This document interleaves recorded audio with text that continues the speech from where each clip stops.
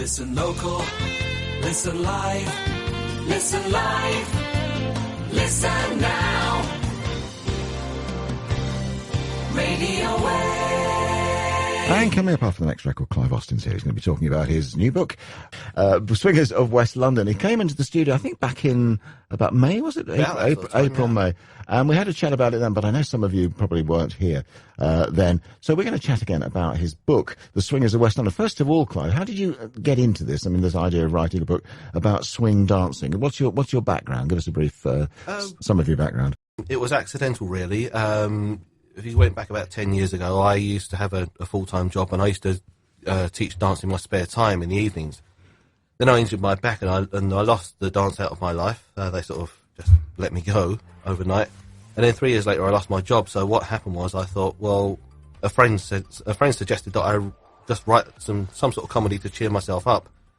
And I thought, well, I could quite easily write a story about the world of dance, and that's what I did. And it was purely just to entertain myself. And I thought, well, this is too good to keep to myself, really. Well, that's what I thought. And I thought I could easily make this into something for television.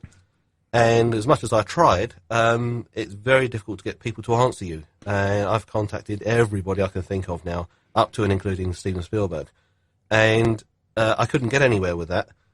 And by sheer coincidence, a friend of mine on Facebook had just written a book about poltergeists. And it was literally flying off the shelves. No, he'd written a book, and he'd said that it was all self-published. And I thought, well, that's an idea. It's a way of tasting the water, really, to see if it's a success. And so I released it as a paperback first, and it became Amazon's best-selling book on contemporary dance within the second day of it being listed on there. And about a week or a fortnight later, it ended up being their third highest ranked comedy. So I thought, wow, this is, I'm really onto something here. And it was originally meant to be 5 series long, so I had about 5 books in me. So that was back in the days when I'd written the first book, and I've since released the second, what would have been the second series. Because J.K. Rowling said she had all the books in her head when she started the Harry Potter series. So you actually have 5 books that you think you wanted to, 5 full-length books you wanted to write. Yeah, absolutely. I mean, it's to give you a bit of insight, there are 2 interweaving storylines, and they both sort of set off at the start and end at the end, which is a good way of doing things. One storyline is that Clive goes along to Clive is the main character of one of the storylines. He gets dragged along to a swing dance class, mainly to meet somebody, really. He doesn't want to go, and he threatens to walk out after his second night, and gets poached by one of the beginner teachers at the rival dance class, which is Swingers of West London. And he says, oh no, you've got to come along to our class. And he sort of gets hooked there. He meets his best mate for the rest of the series. And they, from there on, his best mate is the cause of all his problems. So that's the comedy element of that. And he ends up meeting the love of his life, and for reasons that I can't go into, they never get together. That's a bit of a spoiler. Well, it is a massive spoiler, but I haven't explained why they can't get together. That's okay. the main point. And then, of course, the other storyline is, from experience, I found that there's always, in these dance classes, there's always someone that's had dance classes since they were 4 or 5, whether it's street dance or ballet. So I come up with this other storyline of a failed ballerina who's had a handful of classes when she was 4 years old. She married into money, and now she's sort of constantly on her own while her husband's away on business. And she decides she's going to reclaim her long-lost dream of becoming a ballerina. So she goes along to a swing dance class and claws her way to the top by a series of very, very devious moves, for the want of a better word. You, as you say, used to teach dance. Was it just swing dance, or did you teach other things as well? Well, I was in the dance scene for about 10 years, and I just went to classes all over the southwest of London, really. Anything up to about Amersham sort of distance, and then right down to the coast, really. And in that time, I had a go at all sorts of dance styles. Of course, it's all coming back with Strictly as well. I mean, one of the most popular, if not, well, one of the most popular shows, or one of them, one of the two. And there's obviously a big following for that kind of thing now. Well, I'm glad you mentioned that, because currently my Swingers of West London is Amazon's highest ranked Kindle for Strictly Come Dancing, and it was last year it was their highest ranked Kindle for Dancing with the Stars in America during the Dancing with the Stars final, and then a week later it was the highest ranked Strictly book for the Strictly final over here. And this year again, as of the semi-final, which was Saturday just gone, it was their highest ranked title on Strictly. And I'm sort of trying to keep it there up until Saturday, because then that'll be the 2 years running, which isn't bad for us, a self-published book. Absolutely, absolutely. I'll tell you what, we'll talk about again in a minute or two, but I thought we'd play some swing music just to keep us in the mood, so to think. No, I'm not going to play In the Mood, because everybody knows that one. I thought we'll do a bit of Glenn Gray this, and it's the No Name Jive.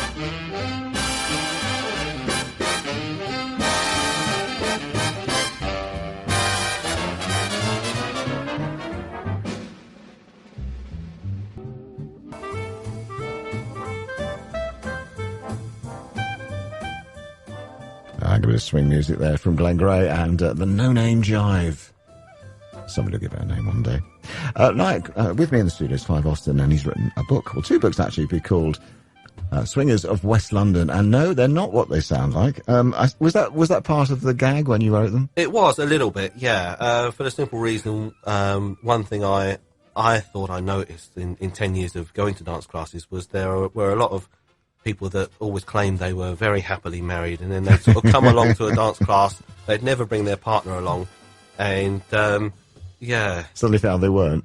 Yeah, so it was asking to have that sort of ambiguous name, and I would have been an idiot not to snap that up, really. So I watched a bit on your website, if you about the video you put on. You put a 1 minute teaser on, if you like. What exactly is that from, or was it part of? Well, like I say, originally it was meant for television, and I contacted everybody I'd written a part for in my mind, and the last person I contacted was a stand-up comedian, and he said, it's very difficult to get people to notice this stuff. These directors and producers just won't sit around and read a script. Why don't you just make yourself a video? I thought, well, that sounds easier said than done. And I'd only just lost my job, so I put my redundancy money into hiring a hall. And there was a little ready-made Amdram group there, and they helped me put together what was basically the first chapter of the book. And that in itself was about 15 to 20 minutes long. So what I then did was edit that down to 1 minute, with a punchline every 0.4 of a second. There was a punchline in there. It probably is. I watched it. It's quite funny, actually. And it's good voiceover as well. Thank you.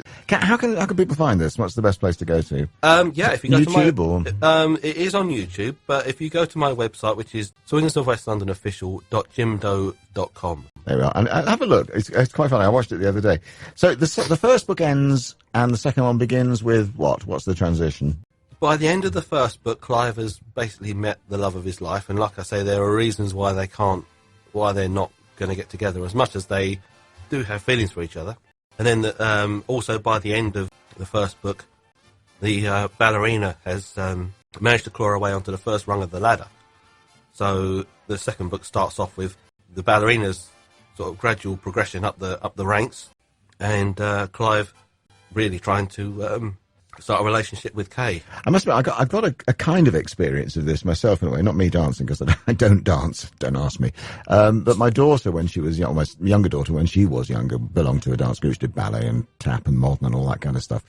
And the woman that ran it was, I think they're all frustrated superstars, aren't they? Oh, absolutely. This woman, she ruled them with a rod of iron, and she kind of, I don't know, she encouraged the girls, but on the other hand, she didn't want to sort of get them to outshine her at all. It was very much a kind of, she was the star. She was the star of the show. And I guess it's that thing that is funny in the book, in a way, that the kind of situation where the comedy comes out of. Well, yeah, because the other thing that I thought would bind it to everybody really was the fact that because the ballerina comes to this dance class with supposed ballet provenance, she ends up being paid to teach the classes. Now, there's this big division between the two main teachers that are the only people that get paid at the dance class, and everybody else who's better qualified but just does it all for free and ends up doing more work anyway.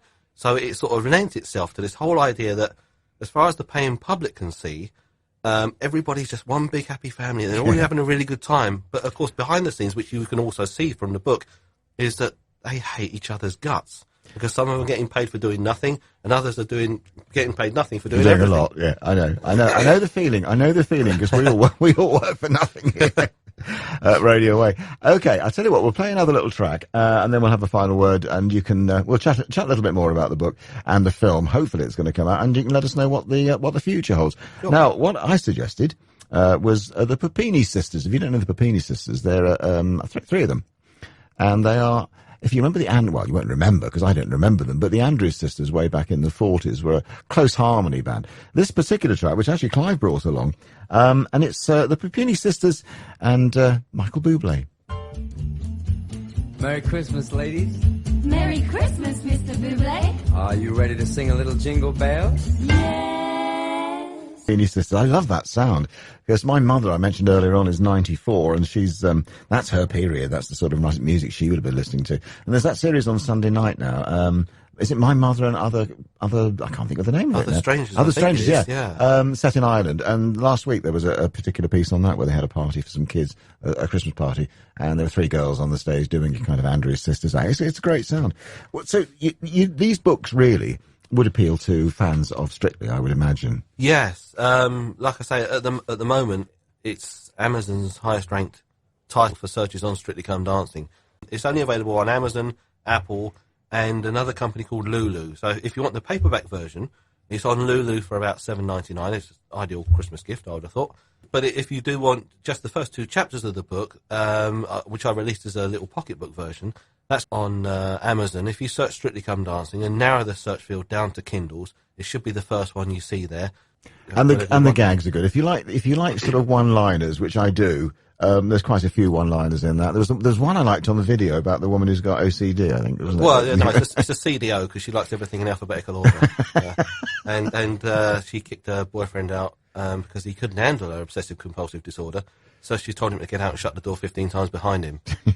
Yeah, I know, yeah. Go around switching the lights off.